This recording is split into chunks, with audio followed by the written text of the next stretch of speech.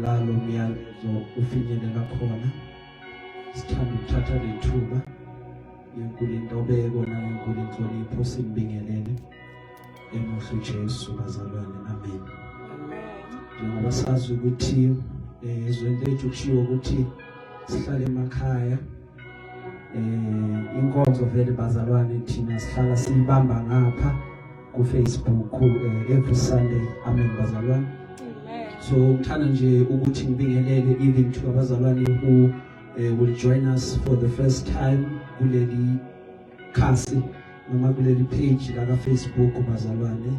Sithi namngelekile, siyanibingelela, siyathemba ukuba ubaba uNkulunkulu uzonenzela kahle anibusise. Amen. Praise the Lord. Kubazalwane abahlala besibukela every Sunday nakubo siyabingelela emuhle uJesu. Kubazalwane abasibukela ku YouTube siyabingelela kubo. Kubazalwane abasilalela ku WhatsApp njengoba siyithumela le ntshumayelo every Sunday siyababulisa nabo ngelihle igama likaJesu. Amen. Mangisho ukuthi le ntshumayelo ziyatholakala ezama podcast bazalwane, kubo Google Podcast, Apple Podcast, kubo Spotify, Pocket Cast, zigcwele nje bazalwane. Just search for USN Motor and then uzozithola lapho ngelihle igama likaJesu bese uyabuseka. Na namhlanje sinezwi inkosi elibekile enhlizweni yami engithanda ukuba sibonisane ngalo kafushane bazalwane. Emva kwaloko bese siyakhuleka muhle uJesu. Isihloko sethu sanamhlanje sithi God will see us through. Hallelujah. Ake sithi God will see us through. God will see us through. Ngempela uJehova uzosidlulisa. Sisesikhathini la kwenzeka izinto esingakaze sazibona.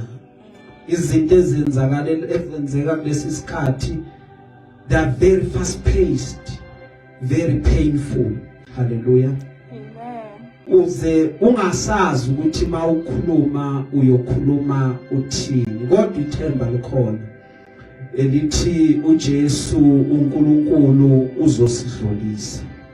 Sifunda incwadi kaMateyu, Matthew chapter 6 verse 25 ukuya evesini laka 34. The book of Matthew chapter 6 verses 25 to verse 34. Praise be to the Lord. Lithi iBhayibheli uma silifunda, that is why I tell you not to worry about everyday life, whether you have enough food and drink or enough clothes to wear. Isn't life more than food and your body more than clothing? Look at the birds, they don't plant or harvest or store food in barns, for your heavenly Father feeds them. And aren't you far more valuable to Him than they are? Can all your worries add a single moment to your life? And why worry about clothing? Look at the lilies of the field and how they grow. They don't work or make their clothing. Yet Solomon in all his glory was not dressed as beautifully as they are. And if God cares so wonderfully for wild flowers that are here today and thrown into the fire tomorrow, He will certainly care for you. Why do you have so little faith? So, don't worry about these things, saying, what will we eat? What will we drink? What will we wear? These things dominate the thoughts of unbelievers. but your heavenly Father already knows all your needs. Seek the kingdom of God above all else and live righteously, and He will give you everything you need. So don't worry about tomorrow, for tomorrow will bring its own worries. Today's trouble is enough for today. Today's trouble is enough for today. Sizovala namehlo. Linamandla Nkosi izwi lakho liyaphila, likhaliphe ukudlula inkemba, ikhaliphe inhlangothi zombili. Khuluma ngalo kule ntambama, usuthise umoya kanye nomphefumulo wethu. Sicela konke lokhu ngelihle igama lika Jesu waseNazaretha. Amen. Ngithemba ngikhuluma neNkosi kule viki, ngabuza ukuba Nkosi ngithini ebandleni lakho. Yimuphi umyalezo othanda ukuba ngiyidlulisele kubantwana bakho? Nkosi yathi ngiphendula wathi kimi uJesu mekhuluma nami, motha tshela ibandla lami ukuba lingakhathazeki. Sekwenzeka izinto left, right and center. It is only natural ukuba singabantu kuvuke iwari. Hallelujah. Uma kuqala kuvuka iwari kula inkinga iqala khona.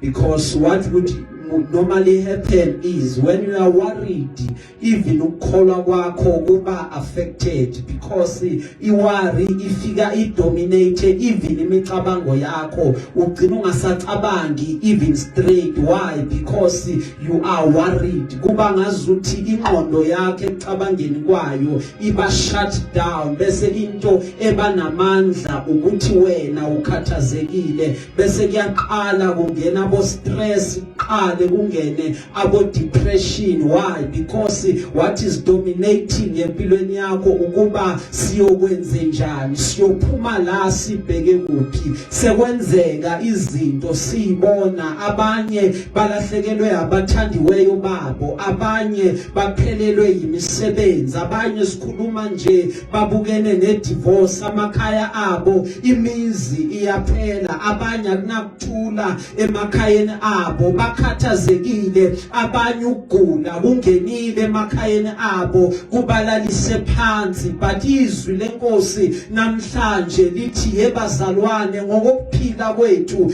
based on lezi zinto esibukana nazo usuku nosuku, uthi uJesu umekhuluma singakhathazeki about our everyday life needs. Ingani? Ingoba uNkulunkulu unamandla wokuba asibonelele igroza yethu, uNkulunkulu unayo asilungiselele yona. That is why uJehova vumela ukuba sikhona, sibe khona kulesi sikhathi, ngoba uNkulunkulu uyazi ukuthi uzosidlulisa. uJehova usethembile. Abanye abantu nguxoxe indaba, uNkulunkulu akavumanga ukuba baphile kulesi sikhathi. Kunabogogo wami abashona leminyaka ingakafiki, ingoba uNkulunkulu wabona ukuthi hayi laba ngibathathe ngiyobaphumuza. Kepha mina ukuba ngibe sekhona namhlanje, ingoba uJehova uyazi ukuba uzongidlulisa nakulesi simo noma ngabe ngibukana nani, but God will see me through.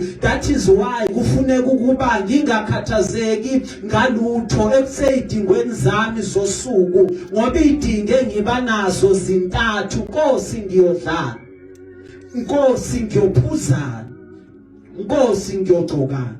Uma lezi zinto nginazo, then ngingasho ukuthi I am content, ngiphelele. Uma ngibona ukuthi ngazuthi sekuyashoda, kuvamsile ukuthi wari ingenelele ithi uyobona wenze njani. Nazi ingubo zakho ziyaguga, nakukudla emakhabetheni kuyaphela, uthi uvula ifriji empty, uyokwenza njani? Abantwana bayafika bayakhala, silambile senze njani? Asinakudla, iplan ithini thiwe hlalane emakhaya. Praise the Lord. Kwabanye umthandazo uzuyanqamuka because akazi ukuthi uma ngiqhubeke ngikhuleke ngiyothini. Abanye vele sefana nabafundi bakaJesu lithi iBhayibheli wabathola sebahlanza amanetha bathi kuye Nkosi asibambanga lutho. Abanye bathi sengiyakuyeka ukukholwa ngoba lento ayindawo njalo mangithi ngiyaqhala ngiyaphakama njalo kuthiwa makuvalwe yonke into. Uthi Jesu mekhuluma ningakhathazeki about your everyday life because idingo zenu ngiyazazi. Sanokwenzeka ubone ngazuthi akunakudlo kwanele. Sanokwenzeka ukuba anginako kwanele ukuba ngikuphuze. Sanokwenzeka ukuthi uma ubuka uthi impahla zami azanele. Impahla zami sezincane. Impahla zami sezidabukile. Bese uJesu aveza ukuthi ingabe impilo ayibalulekanga na kakhulu ukudlula ukudla na. Life is more valuable. Impilo is more valuable than ukudla. Kukhona abanye umzimba wabo ngendlela abagula ngayo manje ukudla kusangeni kodwa kugcwele ama-fridge ukudla. That is why every day umasivukile sithi baba siyabonga ukuba sisaphila because Nkosi sethembile ukuthi wena uzoyenza indlela yokuba singalali simakade singadlanga ngoba iwari iyenza ukuba ungasamboni uNkulunkulu. Iwari yenza ukuba nokumethemba kwakho kunciphe ngobani because of these needs. Umzimba wakho is more valuable than ingubo. Uma unomzimba that means a lot. Praise the Lord. Athi Jesu bukani inyoni zezulu. Inyoni zezulu ayitshali azili. Inyoni zezulu ayivalela ukudla enqolobaneni azithi sibekele ikusasa. But uNkulunkulu bakho uyazazi ukuthi uma zivukile zahlabelela zathi bayede simakade. Uma ivukile zacula ngamaphimbo azo. uJehova ubesazinikeza iprovision. Athi namhlanje nizolala nidlile. Namhlanje angenilale ningadlanga ngoba nginguNkulunkulu okwazi ukubonelela. Noma ungathi akukho mina Nkosi engikubekile kulesi simo engidlula kuso but God will see you through. Okwakho nje ukuba umethembe ngoba to God you are more valuable than inyoni zezulu. Amen. Ngoba ukukhathazeka kwakho it doesn't add even an hour empilweni yakho. Khathazeka kwakho what does it get you? It doesn't make anything better. Instead it makes izinto zibe worse. Because kokunye umukhathazekile ugcina uthuka.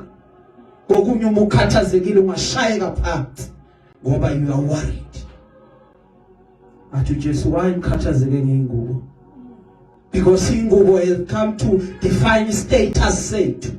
Ngingubani mina ngoba fanele ngibonakala ukuthi ngingubani ngoba ngigqoka kahle. Bathi lo yamuntu ugqoka kahle bese lento ivusa ipressure even kwabanye abantu ukuthi ya noma ugqoka angeke ufike kuloya bese nami ngithi hayi nami fanele ngibonakale egqokeni kwami. Athi Jesu why ngikhathazeke ngengubo? Ngoba uma nibuka amabhlom wasendle nibuka indlela akhula ngayo. Awasebenza amabhlom. Amen. Awathunga amabhlom. But uNkulunkulu uwagqokisile. Uma ungabuka ubuhle obusemabhlomini uzomangala ukuthi wow waze waba mahle. Bese lithi iBhayibheli even noSolomon enkazimulweni yakhe akazange agqoke abe muhle njengamabhlomo. Kangakanani ngoba uNkulunkulu uyawanakekela. Kangakanani wena ungumntanakhe. Kunotshani utshani bazalwane uNkulunkulu ugqokisile ugqokise ngenkazimulo yakhe namhlanje kukhona kusasa bukho bese lithi iBhayibheli kuyathathwa buphonselwe emlilweni kangakanani ukuthi uJehova ngeke aze angigqokise mina. Ningakhathazeki ngalutho yebazalwane bengizosho lokho suku lwanamhlanje ukuthi do not worry because uNkulunkulu will see us through. Asiboneni uNkulunkulu noma izimo zinjani, noma izimo seyiguquke kangakanani, zaphenduka kwabanjani, zabazibi kangakanani. Let us see God and let our faith not to be affected by anything. Ningakhathazeki ngokuba niyodlani, ningakhathazeki ngokuba niyophuzani, ningakhathazeki ngokuba niyoqokani, ngoba lezi zinto they dominate imicabango yalabo abangakholwa. Ingqondo zabo zihleli lapho because bona bathembela amandla abo ukuthi mina ngiyakwazi ngizophuma ngiyoyizamela ngamandla ami ngezikhwepha zami. But ngoba thina sithemba amandla eNkosi okuyiye kwazi ukubonelela, noma thina singasabona ukuthi lapha siyokuthola okuthile, but uJehova ngoba uyasinaka even nasebuthakathakeni bethu, uJehova uyasinaka nala siswele khona, uJehova uzosibonelela. Ithemba lethu likuye ukuthi iNkosi asinako kokugqoka, simakade siyazi ukuthi uzosipha wena baba, sinako kokudla kwanamhlanje, wena Nkosi uzakusipha kwanamhlanje, yakulungela namhlanje. It shall satisfy us today, and as a result we will keep on sikudumisa, we will keep on sikhonza, asizukuyeka sizuguquka, ngoba kakade vele injongo yethu ukuba sifune umbuso wakho nokulunga konke. Khona lezi zinto ziyakwenezelwa, akuyikwenzeka ukuthi ufune umbuso wakhe maqedwe uJehova kuyeke uhlale endlaleni, akuyikwenzeka ukuba ufune umbuso wakhe maqedwe uJehova kuyekele uhlale womile. Uma ufuna umbuso wakhe akuyikwenzeka ukuthi uJehova kuyeke uhambaze, uJehova uza kukugqokisa. Kangakanani ungumntanakhe, kangakanani ufuna inhliziyo yakhe, kangakanani uhlukanisa impilo yakho, wathi mina Jehova ngiyokhonza wena, ngiyakhonza kukubi ngikhonze kukuhle. uJehova uyakunakekela, uJehova will never leave you to go without any of these things. Amen. Praise be to the Lord. Amen. Ngoba bazabantu baba wethu lo semazulwini lithi iBhayibheli already uyazi lezi zinto before sizoyicela. Seyazi ukuthi hayi imoto udinga na, so already sengimlungisele. Buka ingane encane umizozami umezalwa, uNkulunkulu akakhulumi nengane. Eqaleni ukhuluma nomama athi kuwe mabele nakho ngifaka ubisi, lolu bisi elokondla lo ozayo.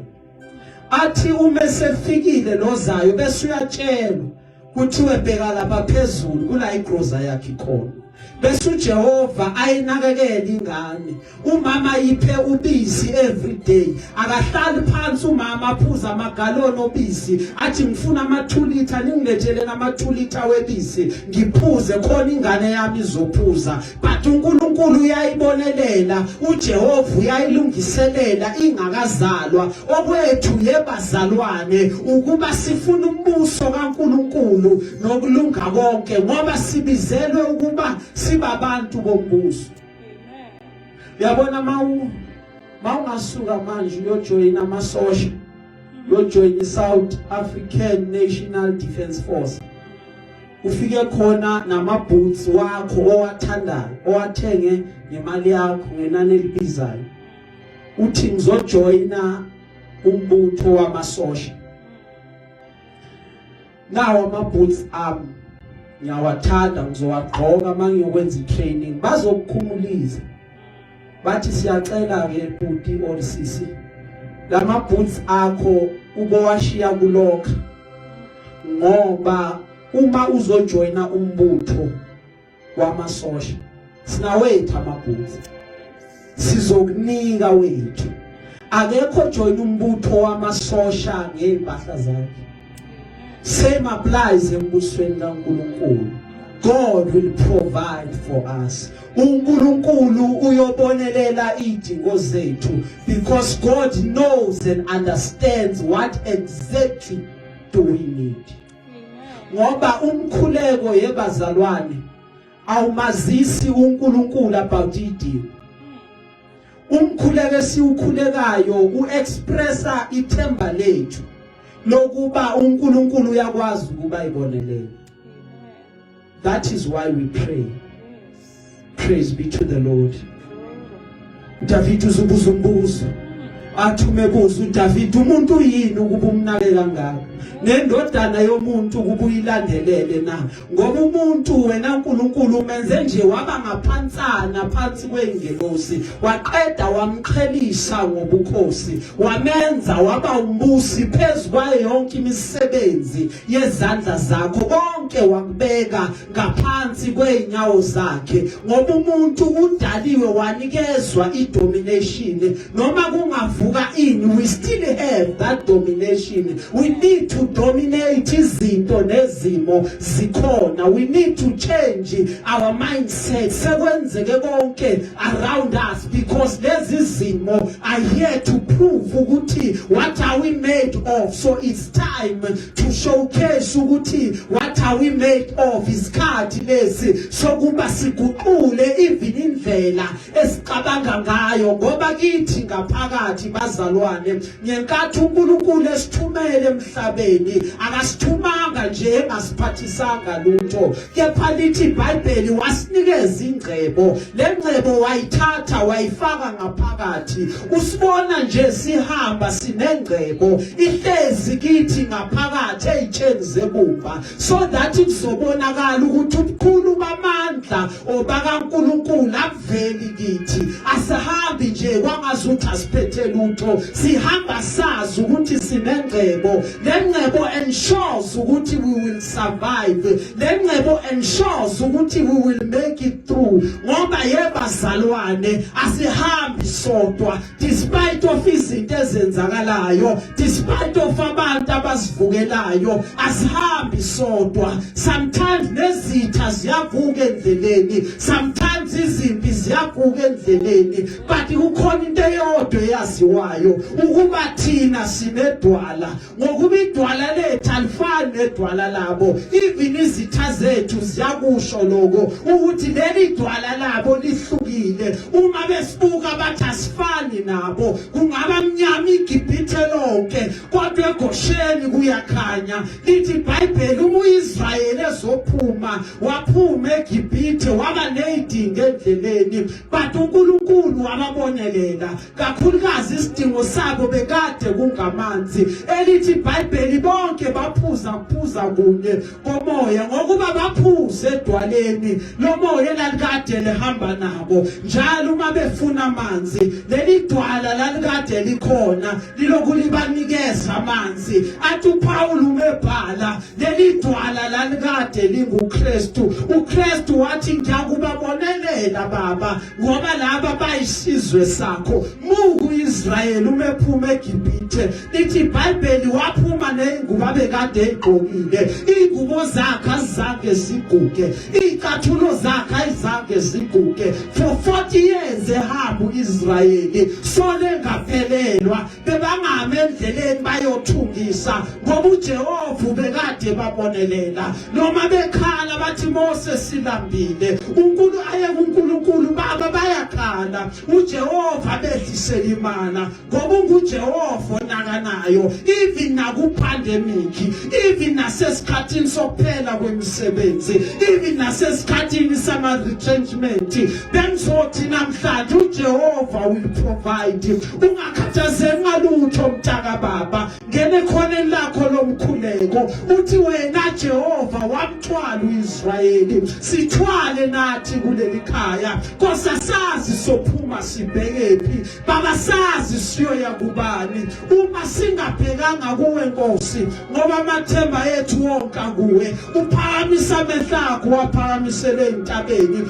uthi kula usizo lwami lubheka khona sobheka kuphi na Nkosi singabhekanga kuwe ubheke kuJehova uthathe zonke inkathazo zakho uyibikise kuye ngomkhuleko uthi umekhuluma ezwini lakhe athi zanini nina kimi nonke nikhatheleyo nemsindwayo mina ngizakunithumuza bekani ijoke lami phezukwenu nifunde kimi ngoba ngimnene ngithobekile khona imphefumulo yenu ngingafumani impumuzo ngoba ijoy lami lihle nomthwalo wami ulula. Thatha umthwalo wakho unikeze inkosi, uthathe wayo umthwalo. Let there be an exchange yemithwalo, let there be an exchange yamajoka. Uthi baba lento ziyangisinda Nkosi, lezi zinto ziyangahlula, ngiphumuze Nkosi, sengizile kuwe ngoba ushile ezwini lakhe wathi ungesabi ngokuba mina nginawe, ungaphela amandla ngokuba mina ngiuNkulunkulu wakho. Ngiyakuqinisa futhi ngiyakusiza, yebo ngiyakusekela ngesandla sokunene kwami. Yonke indawo la uhamba khona uJehova uyakuthwala. Ngifuna uhambe naloko, uhambe wazi ukuthi usimakade uyongena nawe noma ungena kuphi, noma ungena emlilweni uJehova uyongena nawe. Inganakwelaja wathuma amagwababa elithi iBhayibheli ekseni wamlethela isinkwa nenyama, entambama waphinda wamlethela isinkwa nenyama, waphuza amanzi emfudlaneni. Wona lamagwababa adla inyama, uJehova wathuma wona wathi nangu umkhonzi wami, makangalambi magwababa nikhona. uJehova will move whatever needs to be moved in order to provide for you. Ngicela ukuba ungayishiyi indawo yakho, hlale enkosini, uhlale njengevila, uhlale sebanyakaza, uhlale bathayikho lento. Uthi ngiyama kuNkulunkulu, ngifuna ukumbona nakulesi sikhathi, ngifuna ukufakaza ngoJehova ukuthi uyakuba nami nakulesi simo. Mthemba uNkulunkulu, uJehova akazi ukujabisa. Lithi izwi lenkosi babheka kuye bakhanya, ubuso baba busoze bajapa. Laba bathemba kuye uNkulunkulu, uJehova akabajabisi. Ingani uJehova ebanakekela kangaka? Ingoba uthinta thina, uthinta inhlamvu yeso lakhe. Sibhaliwe thina entendeni yesandla sakhe. Ofuna uqhubu uyakuthinta thina, asithintwa thina ngoba thina singabantu.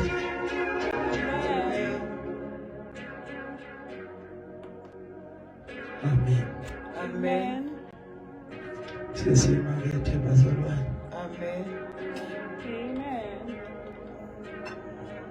Sorry.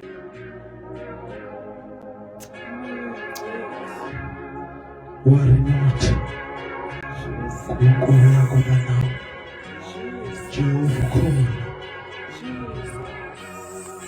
Nakulesi sikhathi Nkosi yakudlulisa. Imakuloko uthi ubhala kahle, worrying is like a rocking chair. Nalesitulo lesi asinamavili, mara la ngaphansi asikho flat, kuba ngazuthi si roundish. Simile nje, mawuhleli kuso sikwenza kanje, mara sikumikisa indawo. Uthi lo bhalayo, worrying is like a rocking chair. It gives you something to do, but it gets you nowhere. So khathazeka kumikusandawo. That is why ngizothi kuwe namhlanje ungakhathazeki. Kunezinto ezenzakalayo because zimisela ukuba zenzeke empilweni. Amen. Athi ubhala incwadi yeZaga njengedayisi. Siyaliphonsa idayisi. Kodwa inkosi edeterminayo ukuthi idayisi liwa kanjani. Akuthini esideterminayo.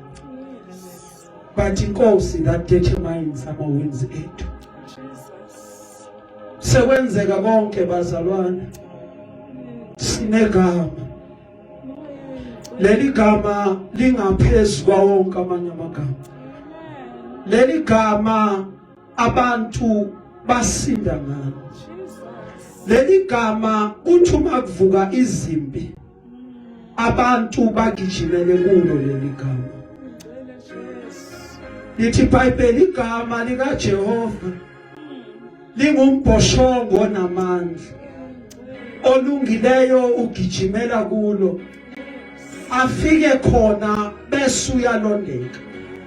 Kuthi sitha uma siphaka impi, sithi siyomhlaselo olungileyo bese uyakhumbula ukuthi I have a fortress noma I have a strong tower. Maqeda bese balekela kule strong tower. Athi umefika khona athi ngizozilahla kuwe nkulunkulu wami, ngizozilahla kuwe Jehova, nasi sime ngibukene nasemuva. Maqeda uJehova dile nesimo bese yena uNkulunkulu amgcine ngaphakathi. Amen. Sesigcina bazalwane, Praise the Lord. kunomhlabelelo omdala. Uthi lo mhlabelelo, what a friend we have in Jesus. All our sins and griefs to bear. What a privilege to carry everything to God in prayer. Oh, what peace we often forfeit. Oh, what needless pain we bear. All because we do not carry everything to God in prayer. Have we trials and temptations? Is there trouble anywhere? We should never be discouraged. Take it to the Lord in prayer. Amen. Can we find a friend so faithful who will all our sorrows share?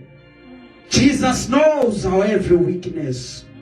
Just take it to the Lord in prayer. Jesus. Take it to the Lord in prayer. Amen. Gcina ngokuthi omunye wesifazane waya kumamakhe. Befika kumama wathi, mama nginenkinga. Angazi ngenze njani. Sengicabanga ngeke ngithawuke, ukuphonse ngithawuke. Mama wathi kuye, woze ekhishini mntana. Mabefika ekhishini wathatha izitshe ezintathu, 3. Wafaka kulesi iqanda, wafaka kulesi carrot, wafaka kulesi ikhofi. Waqeda wabilisa amanzi. Wathela amanzi abilayo, wathela amanzi abilayo, wathela amanzi abilayo. Walinda isikhashana. Waqeda wathi faka isandla ukhiphe icarrot. Uma faka isandla khipha icarrot wathi linjani? Wathi hey mama selithambile. Wathi faka isandla ukhipha iqanda. Iqanda linjani? Wathi hey mama le shell isaqinile. Wathi iphule, wayiphula. Umeqeda ukuyiphula wabona ukuthi la ngaphakathi ngathi lithambile. Ngoba amaqanda lawa athambile aboyiliwe ngithi athambile la ngaphakathi ayadleka. Amen. Amen. And then wathi ikhofi nani? Wathi ngoba ikhofi linjena akuliphuze linjani? Wathi ikhofi limnandi because lithe uma lifike emanzini la release iaroma emnandi, la change amanzi. Wabese wathi mama ngiqonda ukuthi yini into zami uyisho kimi. Wathi mntanami njengoba siphila engifuna ukukusho kuwe ukuthi ziningi izimo ziyavuka. Kodwa njenganazi izinto ezintathu ngifuna ukwazi ukuba wena uyihlobo luni lwaloku kudla engikubeke phambi kwakho. Ingabe wena ufana necarrot elingena ezimeni ngokuyithemba, elingena ezimeni liqinile, kodwa ngenxa yokuthi amanzi aseyashisa maqeda bese liyathamba, liyagive up, lithi ayikho lento ngiyayiyekelela yini? Ingabe mntanami ufana neqanda elingena vele isheli yakhona is fragile, ingaphuka, kodwa ngokuhamba kwesikhathi li developa iresilience, maqeda bese liyaqina, kodwa still ngaphakathi umusuliphulile isheli yakhona iqanda iqanda phakathi kwesheli libonisa ukuthi inhliziyo seyiqiniswe yizimo, inhliziyo seyenzwe yaba lukhuni. Noma ingabe ufana nekhofi na, ngoba ikhofi lithe malingene emanzini, the same manzi aguqule ikheroti, the same manzi aguqule iqanda, kepha lithe ikhofi malifika laguqula izimo. So I need you to decide namhlanje ukuthi wena mntanami ufana nasiphi ukudla kulezi ezintathu engizibeke la phambi kwamehlakho. Wathi mama, as from today ngifuna ukufana nekhofi, ukuthi izimo zinganguquli, izimo zingangenzi ukuthi ngilahle konke bese ngikusebenzele, kepha izimo zingenza ukuba ngicabange afresh, kepha izimo zingitransforme bese nami ngiyayiguqula izimo. Ngoba kakade vele into eyosimisa yebazalwane ukuba siqhubeke noma izimo sesibona ukuba ziphambana nathi, noma sesibona ukuthi izinto ayihambi ngendlela esasicabange ukuba ziyohamba ngakhona. Sibuyele enkosini siyocela ubuhlakani. Jehova sipho ubuhlakani. Sasicabanga ukuthi le yandlela iyolunga, but we have discovered ukuthi le yandlela Jehova ivaliwe. Jehova enable us to start afresh. Jehova enable us to keep going, because sisasekhona la, it means ukuthi indaba yethu ayikakapheli. Ngakhathazeki ngalutho. God will see us through. Cela ukugcina la usuku lwanamhlanje.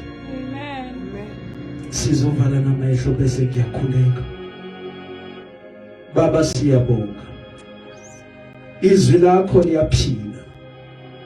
Izwi lakho lingamandla endleleni yethu. Sikunikeza udumo. Jehova, sibonga indlela okhulume kahle ngayo. Siyacela ke Nkosi, yiba nathi emakhayeni ethu, ube nathi emsebenzini esiyenzayo. Usilonde, usigcine, usivikele, Baba, usibusise. Nalabo Nkosi abalahlelelwe imisebenzi, provide for them. Open new doors for them. Ngegama lika Jesu waseNazaretha, bangasweli lutho. Baba, izwe lethu sikhulekela ukuthula. Sikhulekela bonke abasiphethe. Let there be peace on every corner. Let there be peace on every aisle. Endaweni ngokwahlukahlukana. Ngegama lika Jesu waseNazaretha. Everyone who is in authority, we pray ukuthi enze inkosi okufanele. Khona siyohlala ngokuthula. Ube nabazalwane bonke endaweni zonke. Nalo besekathi uyagive up Nkosi, mbuyise Jehova ngesineke. Ngegama lika Jesu waseNazaretha. Baba, sikhulekela amandla amasha. Kwamanye amakhaya Nkosi akunakuthula. Let the peace of Christ reign nakulawo makhaya. Ngegama lika Jesu waseNazaretha. Unakekele zonke idingo zethu. For you are able God, awuhluleki wena. Sikunikeza udumo Nkosi. Kwenzekile siyakholwa. Mana njalo ke Nkosi. Busisa wonke umuntu ozolalela lo myalezo. Kuphi nakuphi la ekhona. Ngegama lika Jesu waseNazaretha, umenzele kahle yena nomndeni wakhe. Sicela konke lokhu ngokukholwa egameni lika Jesu waseNazaretha. Amen.